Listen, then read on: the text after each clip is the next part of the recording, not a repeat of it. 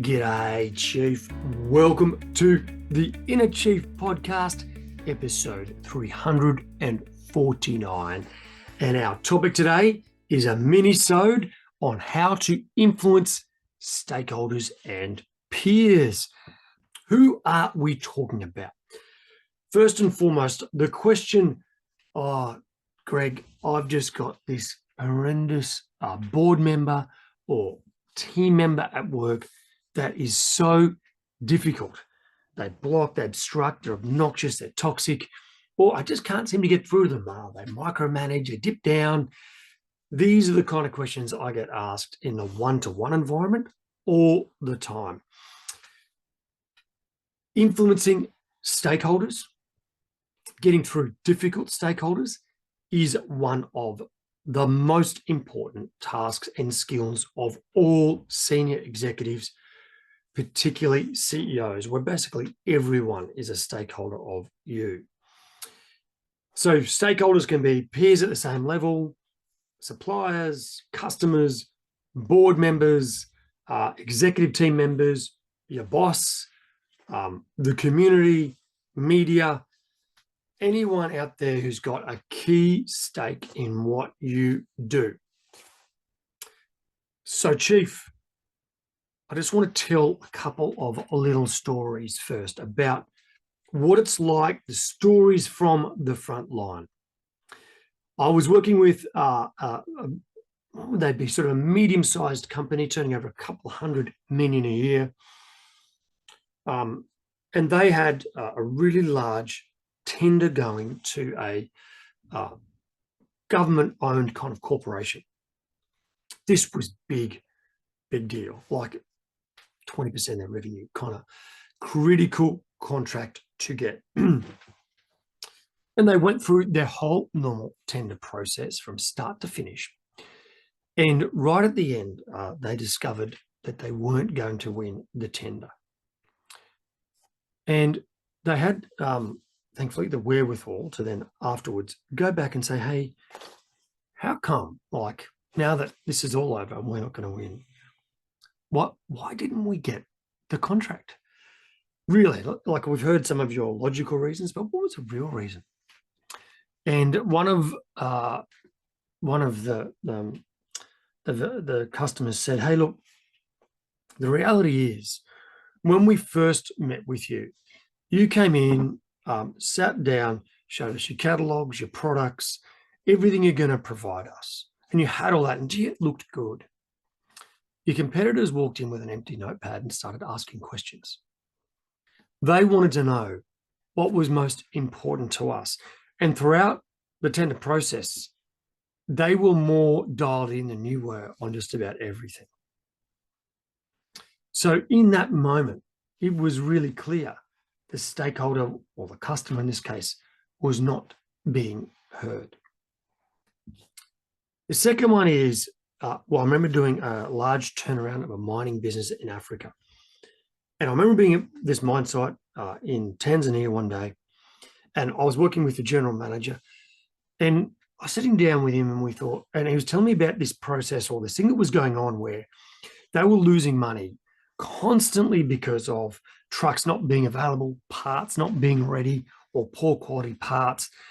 They were trying to ramp up the production of the mine. And every day they tried to do this, they would go back, try and get their part or their vehicle, and it was broken down. So they couldn't get this momentum in increasing the production level of the mine. And I said, well, why don't you have parts? Why don't you have these machines ready? And he said, well, the finance team down in Johannesburg just won't get them for us. And I said, well, how much is this costing us per year? And he said, to the tune of $10 to $15 million a year in lost production. And I thought, what?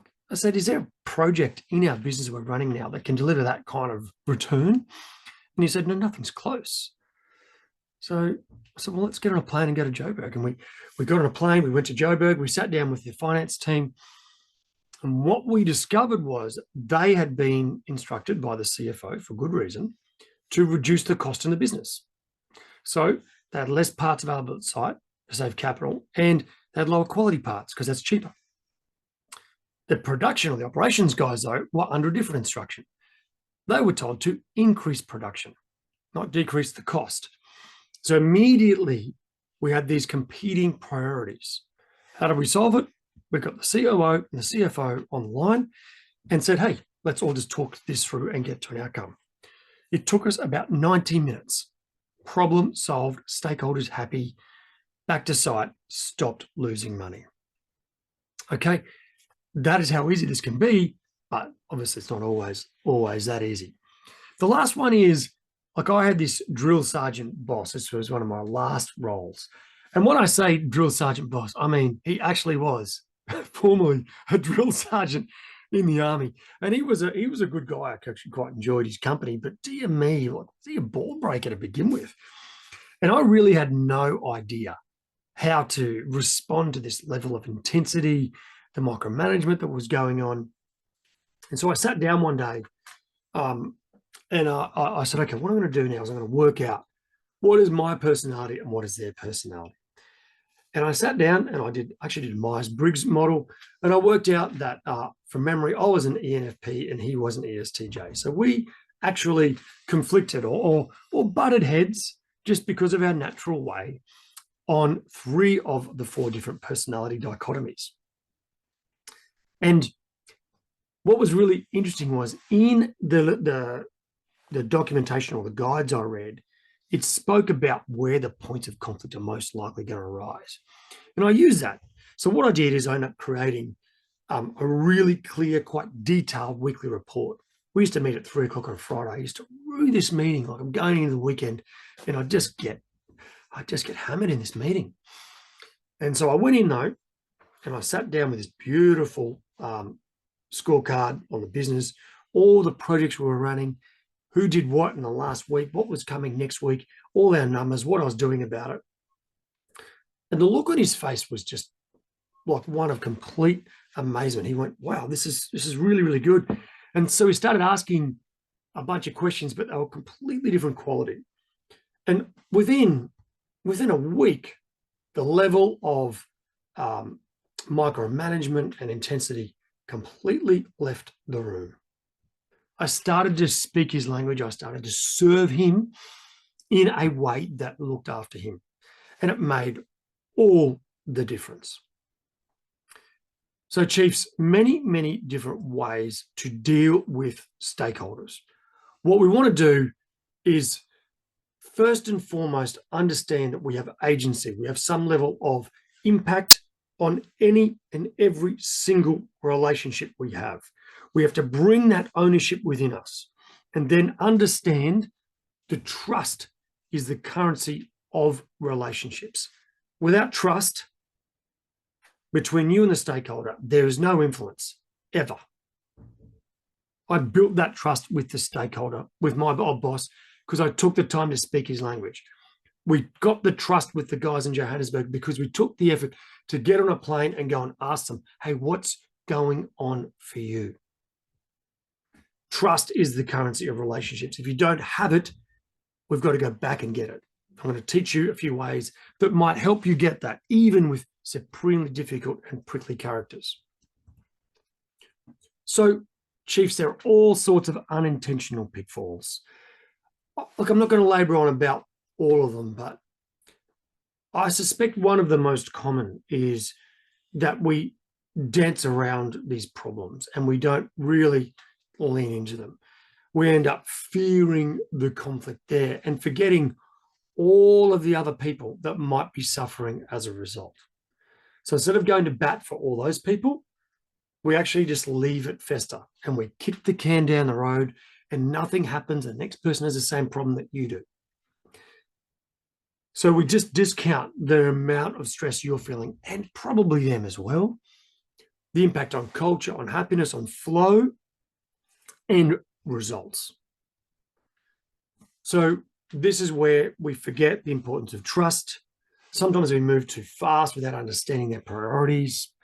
We don't get across their incentives, their motivations, what's going on inside their head, and the track record they're currently building, right? So what I would say, wrap this up, is we're unintentional with our influence. We wade into it, we avoid it. And that's what we really, really want to take control of now. Let's stop, use a little bit of process so we influence with integrity and intentionally. So how do we do that? First of all, let's get our mindset right. We really want to start from the outside with this thing that goes, let's seek to understand, right? Instead of trying to get a win whenever you go in a meeting, go back to, hey, I just want to build trust. I just want to understand. This is something that Tash Johnston, one of our tribe, one of our oldest friends with Chief Maker, she really got a great result out of this. I've always loved the Albert Einstein quote because this does this great thing that says, calm down. Just stop trying to be successful. Stop trying to rush towards results and just be valuable to the people and the stakeholders in the room. The more you do that, the more you give to stakeholders above and beyond your remit, the more, as Noel Whittaker would say, the world will pay you back with interest. Chiefs, what I find super valuable, we cover this in the mini MBA in depth, is to pause and actually map out your stakeholders on this map here that talks about, are they critical or are they unimportant, or critical, important, or neutral to what you're doing? So if a stakeholder is absolutely critical to your success, then you have to get on top of that. That will cost you your project, your transformation, whatever it is you're working on. So we create this map. On one side is the importance, on the other side is how much support they give you. Are they a detractor, are they neutral, or are they ambassador? You imagine someone that is critically important to your success who is a detractor. Right, this person is number one for you, number one priority. Alternatively, if you've got someone who's critical and is an ambassador, who raves about you and supports you when you're not in the room, that's someone who you really want to leverage. So pause for a minute, start mapping out who are your stakeholders and how important they are and how much support you have out of each of them. Do they detract? Are they neutral? Or are they an ambassador? Right. As I said, there's a guide there if you want an actual map to do that. So first of all, get your mindset right, then start mapping, right? And then build a bit of an engagement plan. And you've got to do this for each person who is a stakeholder, not a stakeholder group, one individual. When we're doing stakeholder influence, I want you to focus not on groups of people, but on one individual person. That's who you negotiate with. That's who you work with. Human to human, person to person, soul to soul, right? And we want to really get our heads around, who are they? What are their pressure? What is their pressure and commitments? What are their dreams and goals? What is your level of reputation and trust, right? What's it when working with you? What's the reason that they have to work with you? This is marketing. This is sales, Chief. And just a few questions that might really help you. As I said, there's a full list in the download, but here's a couple to get you started. What is their personality compared to yours? What is their backstory away from work? Like, what was their career story, their life story before they even turned up here? I mean, you imagine how much better it would be if you were sitting down to talk with someone, get their buy-in, and you knew where they come from, who they are, what makes them tick. That's so important. What are their bonus-linked KPIs? What are the incentives they're under? There's a great saying.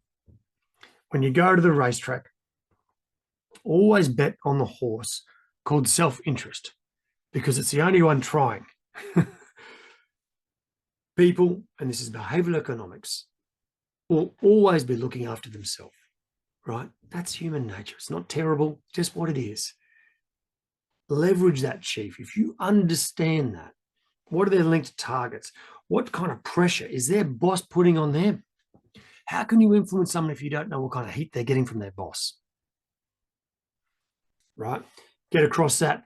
Hey, do you know what their dream job is? It might be the same as yours, by the way, but you've got to know that. Okay, you've really got to know that. Then ask yourself, hey, what level of trust do I have? Am I likable? Am I reliable? Am I capable? Have I delivered for them previously? I mean, if you've never delivered for this person previously and you've got a bit of a prickly relationship, you've got no chance. You've got to earn some trust here, Chief. All right, earn the right to go fast. Go slow. The old Delta Force saying, right? Slow is smooth, smooth is fast. In the end, when you have done all this work, you've done the mapping and you've done the stakeholder engagement plan, really built out the sense of you get what makes this person tick, then you stop and get yourself ready for the conversation, right? And what we want to talk about there is, what is the outcome? When you go into that conversation, what do you want that person to think, feel, and do at the end of the meeting? Sometimes, Chief, I don't want them to think anything. I don't want them to do anything. I just want them to feel heard. I just want them to feel as though Greg took the time to really, really understand what was going on. Without any judgment, he maintained and shared a level of trust, treated me with dignity. Every person has a story, Chief, and they're dying to tell it. Start there, and you'll have an amazing experience and influence. So, Chief, that is how to influence key stakeholders at a high level. I really hope that helps you make some moves. So, just to recap from the top, first and foremost, really just have a bit of an assessment of some of the pitfalls you might be unintentionally making. These are the most important kind of conversations you're going to have. The cost of getting them wrong is enormous for you and for others and for results. For your career, you have to get this right. This builds reputation and brand. Remember, your brand or your reputation is what people say about you when you're not in the room, or what they really think about you. It's an opportunity to shine. Lean into these moments. The more you can do them better, right, the more you're performing and people going, wow, that is a great person. That's a great executive. I really want to work with him again in the future. Get your mindset right, do your mapping, build a stakeholder engagement plan, then plan that first meeting.